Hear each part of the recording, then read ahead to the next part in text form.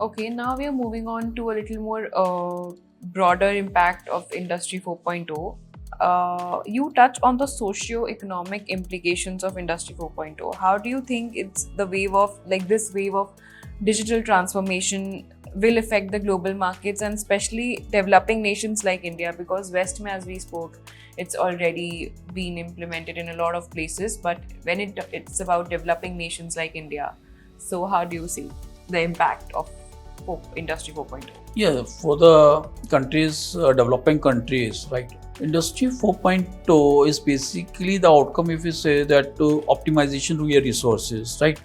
To get quality product by using this kind of technologies, right? By using more production, the mass production, reducing downtime, right? So it is required everywhere, whether you are in a developed countries or underdeveloped. So all needs these things, right? Yes, of course, the major challenge is about the adaptability of these technologies and maintain this kind of technologies. The skill manpower is there, right? As far as if you're talking a specific country, as far as India is concerned, we have expert manpower in the IT sector. Through IT, we are getting a lots of manpower which is related with the code and now AI based, and if you're talking about that cyber security, so everything is available into it, right?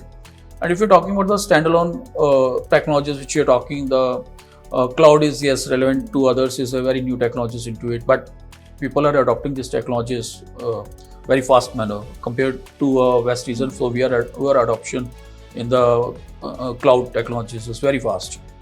And if you're talking about the mechanical sides and the electronics and instrumentation, so we are doing well into it, these sides also. So if we combine all that things, so we have a very few manpower available into it who is having a basic knowledge and basic understand about all that things, right? So who used all that information, all that knowledge and providing Industry 4.0 concept. So the manpower which we are having is expertise in different domain into it, right? So that's why the organizations who's providing Industry 4.0, he's having in a team who's having team members having a different kind of skill set. He's carrying this kind of people in their team, right? So by doing this, they're managing, and in our country we have enough skill power for that. But adoptions of that Industry 4.0, because the obstacle of that industry is transformations 3.0 to 4.0 is not very much encouraging thing into it, right? Okay. So that's why to invest so much of that and create that kind of ecosystem, it will take little bit time for that. It will take little bit time for this. Okay. So what do you think are the potential ethical considerations that need to be addressed as Industry 4.0 continues to evolve, especially when it comes to AI and of course automation? If we're talking about that AI is basically when big data is available with us, right? Then AI can play a very important role into it. Because here we are talking just specific about the industries, right? A part of that, if you're talking about the consumer sides, we have the complete big data, right? We have the data in a billion trillion ways, right? Bytes, and it's generating in a daily basis into it.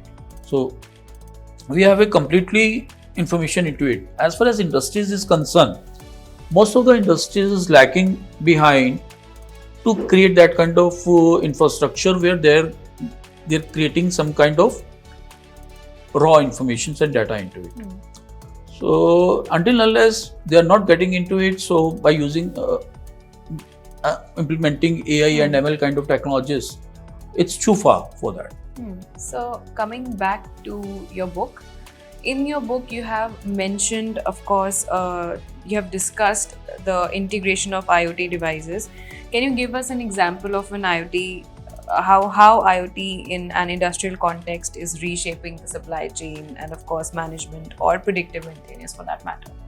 IoT is not just for the supply chain, some management level, but in other prospects also, IoT play a very important role. Not only just the industries, but the other households also. For example, let's in water industries, if you're taking example of that water industries, right? So water resources is limited, right? And to manage that distributions of water is the biggest challenge nowadays. The area like Rajasthan, we are just facing that in particular season there is a very shortage of that water supplies into it. And sometimes what the thing is that irregularity on the supply chain of that water, distributions of that water, we have faced in past. So to give that solutions into it by using that IoT technologies, we are making that distribution, water distribution, in a very uniform and demand based. So wherever the demand is there, so that much supply we can do by using the IoTs. What we did in that, we have implement lots of smart sensors and smart valves, right? And we are regulating the supply of that water through that by making a centralized control room. And as per the demand, that valve is getting on and off automatically, and they have supplied that water resources and in a very uniform and in a very natural way. Earlier it was completely depend on the human, and the challenge which faced while giving this distribution network to the only depend on that human source, it was not a completely regular. Very irregularities was we faced into it. Some supplies was that there is oversupplied into it, someone was undersupplied into it.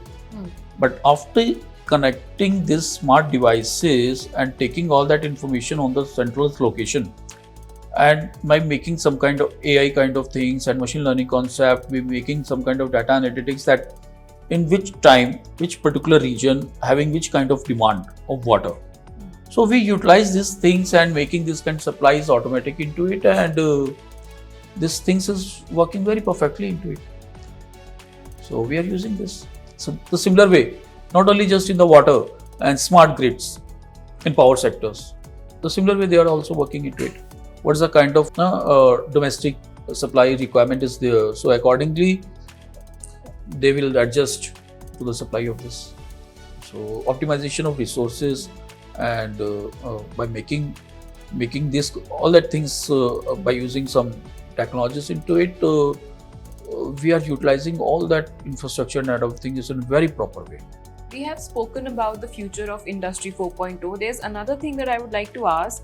What do you think will be the next frontier after Industry 4.0, if you have any idea about this? It's difficult to say, but right now our complete focus is for the Industry 4.0 only.